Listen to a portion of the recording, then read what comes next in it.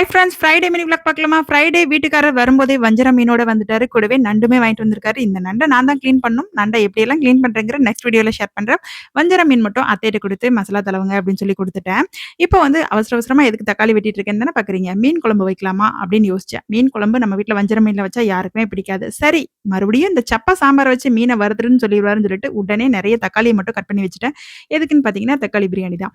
தக்காளி பிரியாணிக்கும் மீன் வறுவலுக்கும் காம்பினேஷன் சூப்பரா இருக்கும். ஆனா நம்ம வீட்ல என்னமோ தெரியல, இந்த வெரைட்டி ரைஸ்னா ஆகவே ஆகாது. டெய்லியும் பருப்பு குழம்பு குடுத்தாலும் சரி, ஆனா வெரைட்டி ரைஸ் மட்டும் பண்ணவே பண்ணாதுன்றுவாங்க.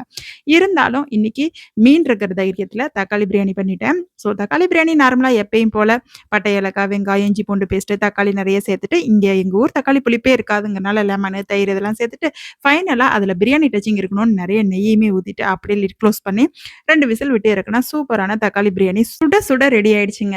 இத எங்க வீட்லலாம் நாங்க தக்காளி சாதம் தான் சொல்லுவோம். ஆனா, இங்க மட்டும் நான் தக்காளி பிரியாணின்னு சொல்லி இவங்களுக்கு பிரியாணின்னு சொன்னாதாவது சாப்பிடுவாங்களோ என்னமோன்னு நெனச்சுட்டு, அந்த மாதிரி சேர்த்து சொல்லிர்றது. இப்போ ஒரு பக்கம் வஞ்சரம் மீனுமே ரெடி ஆயிடுச்சு. இப்ப சுட சுட தக்காளி சாதம், மீன் பொரியல் யாருக்கெல்லாம் இந்த காம்பினேஷன் பிடிக்குமோ ரூ. 1 வாங்கிட்டு போங்க.